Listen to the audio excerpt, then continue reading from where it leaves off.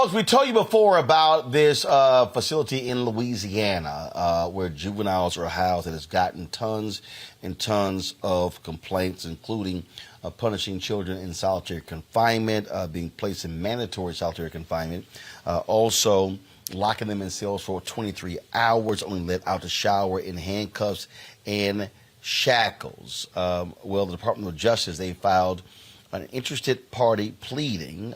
Ron Haley's an attorney who joins us from Baton Rouge. Ron, glad to have you on Roland Martin Unfiltered. So exactly what does that mean, this filing or designation of the Department of Justice? I think it's very important. It shows that the Department of Justice is taking a look at the atrocities that's happening to these kids. Roland, we talked about this almost a year ago to this date, and I hate to say that we told them so. We told them that children going to the Louisiana State Penitentiary would not work. And unfortunately for the kids that have been there, it has not worked, and they have suffered because of it. So, so what does this actually mean in terms of what they filed? Does it mean that the Department of Justice is going to come in and literally investigate this facility? I think it means that we have a trial. Let me start here. We have a trial starting on August the 15th for a preliminary injunction to prevent the kids from being there anymore. I think if it goes beyond that, or even if it doesn't go beyond that, if there's evidence that comes out during trial that piques the interest of the Department of Justice, potentially we could have a DOJ investigation into what happened to the kids from Angola from the start of this fight last year up until where we're at right now. I can tell you this, me and the team have been working diligently. Shouts out to the ACLU, the SPLC, the Fair Fight Initiative, and other private law firms have been working very hard doing depositions all of this week, getting ready for this, again, another trial and the steps to help these kids out. And what people forget to realize, regardless of what they have done, they're still charged as juveniles. And there are certain standards in the children's code that needs to be abided by, and they just haven't. This has been a woeful failure, and these children should not suffer from the mistakes of our state. Questions from our panel. Michael, you first.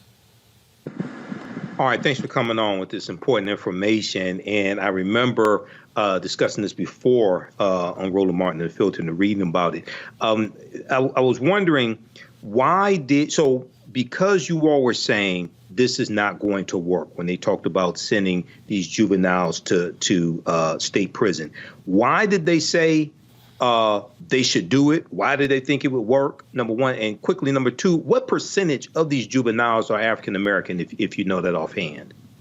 Not right offhand, I would say over 95% are African American. I'm comfortable with saying that number. Number to your first question is they gave them the benefit of the doubt. They felt that these children were the worst of the worst, and the fact that there was no other facility that can house them in there, that they were willing to treat them as guinea pigs and put them at Angola, the Louisiana State Penitentiary. Now, I don't know if any of you guys on the panel have ever gone to Angola.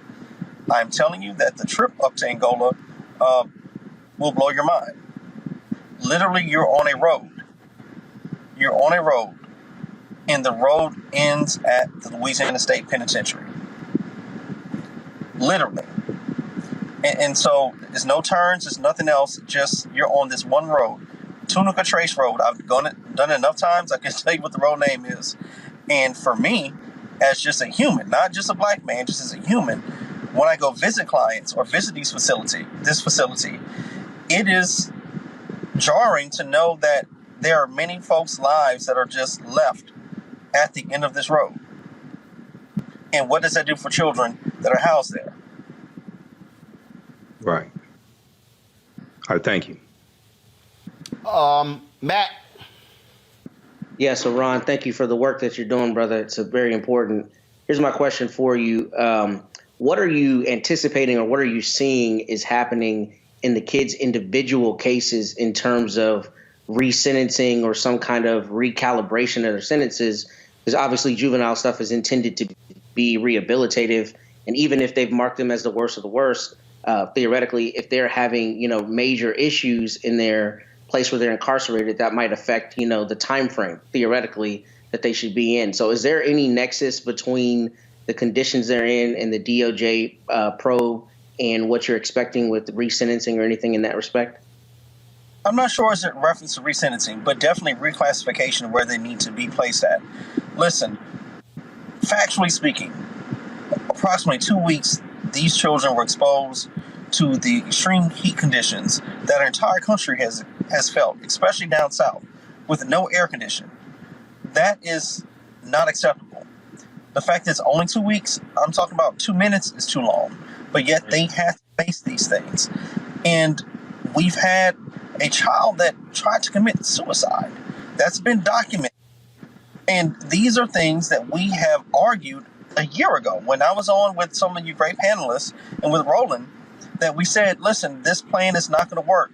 That the way it looks, the black and white letter of the pieces of paper and the policies and the programs that they said that this was going to be something that's temporary. Remember that by the springtime, we would not need this facility. Yet we're in the heat of the summer a year later, and the facility is still open and it's failing.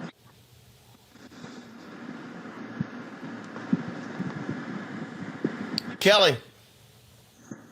Yes, thank you. So I understand that you're not a politician by any means, but I still feel like it needs to be said or noted that the governor of Louisiana, or at least the governor who announced these plans, is a Democratic governor. He's not part of the Republican Party. He is a Democrat.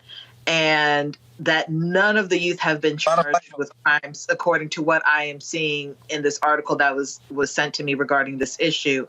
Can you speak to how your clients are faring now, what they need, and anything that the public can do to help support you in this endeavor? Keep your voices loud, advocacy, and what they need is humane conditions. Basic humane conditions. That's what they need.